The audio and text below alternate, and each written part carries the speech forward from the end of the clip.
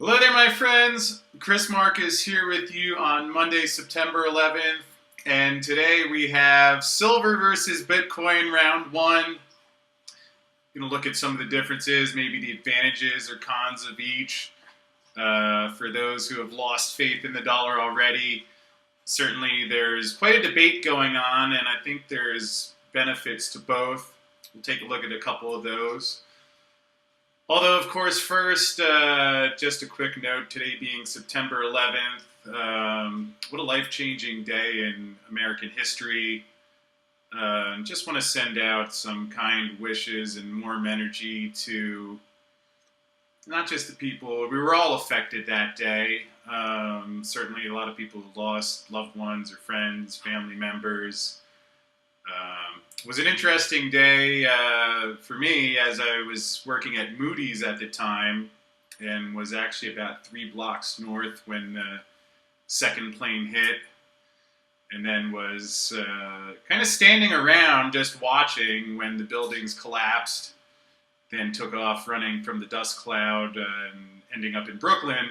So certainly an interesting day that has changed a lot of the politics, certainly a lot of implications in the financial markets of things that have happened since then. And with that said, just want to send some warm energy to everybody out there on this day that has had such a big impact in all of our lives. Now, with that said, let's get into silver versus Bitcoin. Preface to this video: a lot of this is going to be based on the fact that you do have some concerns about what's happening to the dollar and the paper currencies. Perhaps concerned about, at some point, this has to be reflected. And if you look at how much money has already been printed, seems like we're on the last legs of this fiat paper currency system as we know it. So really, what is going to take over following the dollar? Obviously, there's a lot of people like myself who are big fans of precious metals, silver in particular. Of course, there's the Bitcoin and cryptocurrency crowd that sees that as perhaps the future of money. And I think there's room for both. It's interesting. Again, I think something that served me well is taking an open mind, hearing the arguments presented by both sides, and then see what makes sense to you. And maybe there are parts you agree with, parts that you don't, but you hear both arguments. And just as a little background, I started studying gold and silver and the whole precious metals scene back in 2009, which I believe right around when the white paper for Bitcoin was written. The one thing I found interesting, again, still in a way that I grasp the value and the argument behind gold and silver, because Bitcoin, there's some new elements to it that require a little more understanding that I'm getting closer now. Although what I've always found was interesting is that the folks that I could have a good conversation with about gold and silver really had a similar perspective, were connecting facts in a similar way that seemed logical to me. The ones that those conditions were in place, and then those same folks were also knowledgeable about Bitcoin, always found intelligent people who are using Bitcoin seem to be very adamant about it. So for a while, perhaps one way of describing where I was at was that I don't grasp it, although if forced to make a choice, I think there's something here. Certainly as we've seen more applications being developed, ways that they can be used, I've grown more comfortable with Bitcoin to the point where now I own a Bitcoin, a couple Litecoins, and a few Ethereums. So with that said, I think there's also some advantage to investing in what you know, what you feel comfortable with. So if there's something about the cryptos that just seems you don't get it, or is this a bubble, or why would anybody value this? Remember, you don't have to invest in anything. and there's going to be some natural momentum towards things you know and understand. So maybe that is gold or silver for you. Good news, I'm not going to try and convince you of anything today. I'm just going to share 6 bullet points I've thought of over the weekend as we get ready to do this video today. First, this one in the favor of gold and silver is that, yes, you do have a couple thousand-year track record where people have valued gold and silver, has been used as money, has been used as a means of exchange. There's an established, albeit imperfect, trading vehicles and mechanisms. Of course, I'm referring to how you can sell a lot of paper gold and silver, which you might not be able to deliver. But to the degree that you have some history behind it, certainly a good thing. Now, how much the rest of the world is actually aware of that history is debatable. Again, I say this as someone who graduated college, went to business school, and it wasn't really until after the housing bubble collapsed that I had ever even really thought of gold and silver. And when I was going around on the New York Stock Exchange talking about the dollar being a Ponzi scheme and the value of gold and silver, most people in the industry looked at me like I was completely insane. So, yes, I think it's good that there is that track record, yet what is the perspective of perhaps the Wall Street or mainstream view towards it? You know, take that as you will, but to the degree that there is the track record going back quite a while, certainly a good thing for gold and silver. Whereas, again, people are still learning about the cryptos. I feel like there's a lot of, and I still experience this to myself, where it's like, how is this actually used? Is this really something that can't be created more than the amount that we believe there is? And having talked with people who are more sophisticated code-wise and programming-wise than I am, again, I guess I can't tell you anything for sure, although I feel pretty comfortable that those risks are mitigated to the point where I've invested money in it. Could that mean that something else happens? That's always possible. Same thing is possible gold and silver. Same thing is possible in the stock or bond market or dollar or paper currency markets. So one advantage that you have, though, on the gold and silver side is that at least because they've been beaten down so much over the past couple of years, they are still cheap. On the other hand, with the cryptos, it's an interesting situation because you can really make an argument both ways. I mean, certainly Bitcoin going from 1,000 at the beginning of the year and certainly even much lower than that in the past couple of years, now trading between 4,000 and 5,000. Okay, so certainly there's been a stunning move already. And the question is, hey, did I miss the move? Is it too late? Or is this just the beginning of something bigger? The way I look at that is that if you do believe that the current system with dollars is on its way out as we know it,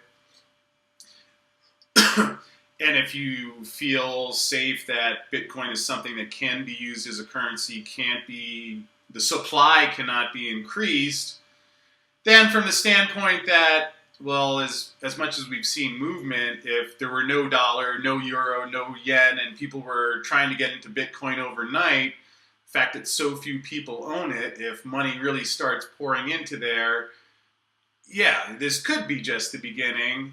And that's the view that I tend to have. So, again, but then you look at gold and silver, which are trading basically at the price it costs to get them out of the ground. So it's almost, let me put it like this. Which could I see having more of a chance of declining by 50%? Certainly the cryptos. I think gold and silver, I guess right around $18 today. Could silver go down to $10?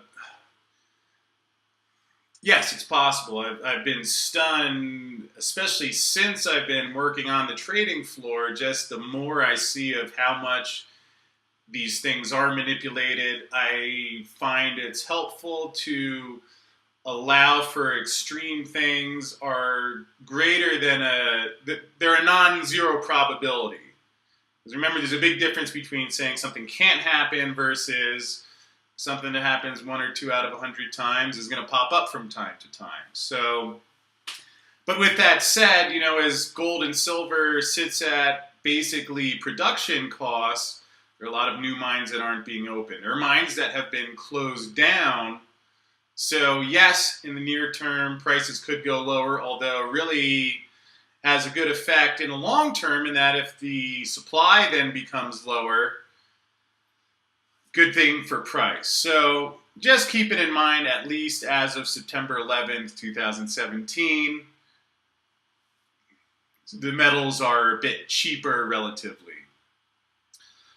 Number 3 here is the fact that cryptos have the advantage. We've talked before about Veritasium and how one of the things that stood out to me is Reggie Middleton, who's the CEO, mentioned in regards to things like buying a house, where normally it's a process that gets stretched out months, and Veritasium working a crypto that one of the main features is replacing a lot of this outdated infrastructure in some of the major industries we have, where especially when the government gets involved and dollars go missing here or there, where there's a very clear transaction, clear record of what's taking place, and a framework that allows, Reggie said that you could actually be closing on a house in a day or two, possibly even quicker if the other pieces are in place.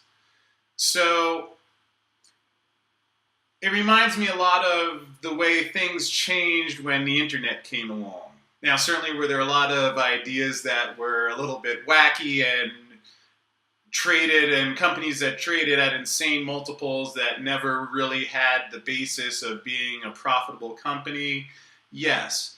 And I would fully expect that to happen this time again. I mean, you're seeing a little bit of that mania already with, you hear the letters ICO, the initial coin offering, and some people are running and getting excited just at anything that's an ICO. Certainly, I would advise researching these things, understanding, because there are going to be some disasters, but also some good ones. And the fact that we're seeing the ability to change ways of life for the better. So as an advantage that the cryptos have, that silver shares to some degree, because, and one of the reasons why we have a good point 4 that we're going to touch on in a second, there's this debate of what is money. Are gold and silver money? Are cryptocurrencies money?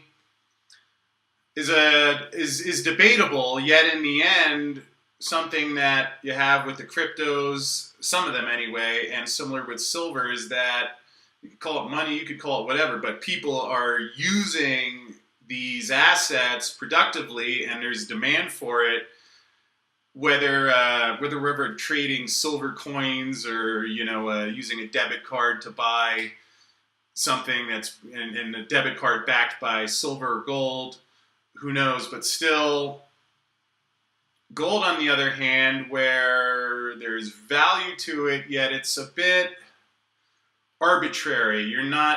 It's not, whereas the industrial applications that use silver actually require the physical metal. And there are companies that are building products that are dependent upon having it. And everything I continue to see is that just continues to grow and grow and is forecast to continue growing. So there's advantage to silver and the cryptos, perhaps more so over gold. But yeah, back to point number 4, where I listened to an interview this past weekend with Alistair McLeod, who is a precious metals analyst, writes for Gold Money, which actually I used to write for a couple of years ago, until Alistair took over the whole thing. So, and a smart fella and a gold and precious metal historian, Although when he was asked about Bitcoin, he was in the camp that he's saying it's without a doubt a bubble, can't be used as money, doesn't have the track record or the pedigree, and also was saying that one of the reasons he felt that cryptos can't be money are that they're just far too volatile. So while there's a lot of things that I do agree with Alistair about, I'm going to respectfully question a few of his thoughts about Bitcoin, which I guess it could be a bubble. And I know a lot of the hardcore silver and gold guys tend to lean towards that. Yet, I don't agree with the reasons he provided. For example, saying that you have the history to gold and silver, which, yes, you do have. And that was a big thing that drew me towards that. Yet, how many of the other people out there in the world really are thinking about the history of gold and silver or its track record? Again, these are people that are still using dollars, euros. I mean, we all are, but I guess just saying that, yes, it's good it has a track record, but if the other people that we're interacting with don't care about the track record, not to mean that it isn't there, but at the same time, it's important to remember there's, certainly what I think about silver, what you think about silver, Bitcoin, but the rest of the world is not necessarily seeing it like that. So, again, he also mentioned that Bitcoin is far too volatile to serve as a currency, which on one hand, I think there's some truth there. It's incredibly volatile.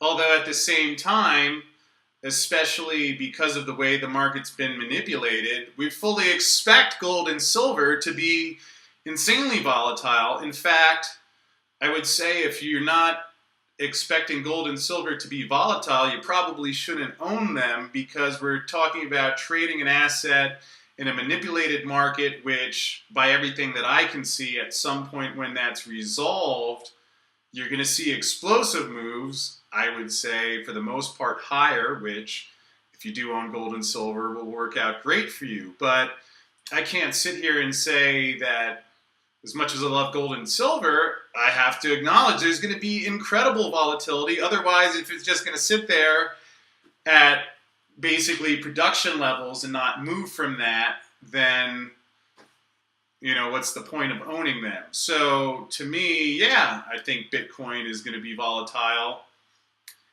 But Alistair also mentioned that most people don't accept Bitcoin as a payment, which there's some truth to. I think the number of places where you can begin buying things with Bitcoin is still small, yet growing. And at the same time, though, go to the supermarket and try and pay for something with a silver coin. In fact, you even walk down the street and try and sell that coin. I mean, you could have an ounce of gold worth $1,350, and you might be hard-pressed to find someone to give you a $100 bill for it, which, shows, certainly maybe not a trade that you would want to make, I would think, but still it's just that idea that, I agree, most people might not see Bitcoin as money, yet there is a degree to which a lot of these things that he was saying about Bitcoin apply to gold and silver, with perhaps the greater point being, while I understand we're used to doing that, I try to think less of what is money or what are the call them both a speculation, if you will. And in the end, let's say some events happen and people do finally flood out of these paper currencies. We finally get some sort of market correction, but this time, instead of just being the housing market, it's the currencies. You're going to have a ton of money flooding into both. And whether that money is going into Bitcoin and silver and people are viewing them as money or just a way to store the value they have, I think there's a lot of arguments to be made that in some ways it will be easier to actually conduct commerce with the cryptos than with physical gold and silver. What are you going to mail coins back and forth somewhere? Now you see both industries, whether Andrew McGuire's bullion coin, a crypto backed by gold or silver, or Litecoin, which my understanding is being designed so that you can use it pretty much like you would use your debit card now. So whether these fit as money or not, to me that's not perhaps the most important distinction, but in terms of saying if I have dollars now, I think dollars are going to be printed. I think dollars are really overvalued. What's a great way to trade those for something that will maintain their value? Well, in the end, I think both are really good. Both have advantages, whether they're known as money or not. To me, less relevant as opposed to perhaps the key takeaway to me. Would I rather have silver than dollars for a 5 or 10-year time horizon? Unquestionably. Would I rather have cryptos or Bitcoin than dollars in a 5-year and 10-year time horizon? Unquestionably. Do I think having some mix of both is good? Sure, because for the silver and gold market, it's been a tough couple years, and at least the cryptos don't have that feature where they can be shorted like the metals can. And the cryptos have seen some actual appreciation in the last couple of years, which finally owning a couple of those and catching the tail end of that has been nice.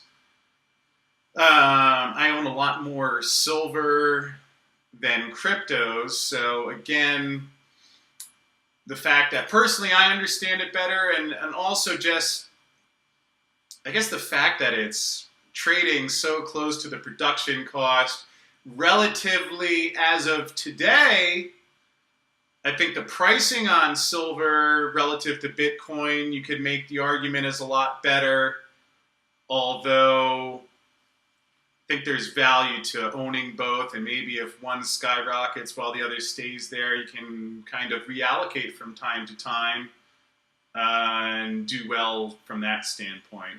So again, my goal not to really convince you one way or the other. I think that's going to be personal for each person depending on what you know, what you've been studying, what you feel comfortable with. I think there's value for both, and owning both, again, I can only share what I do and what makes sense to me. So I think some mix of the two. And hopefully these are some other factors, just some good things to think about as you make your own decision.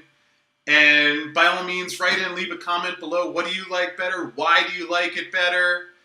We have a lot of good conversations going in our chat area these days, which is nice and is always good to hear from you. And we'll keep learning from each other. And with that said, I know we're a little longer than usual today, but thanks for watching. Leave your comments below, and we'll see you again tomorrow.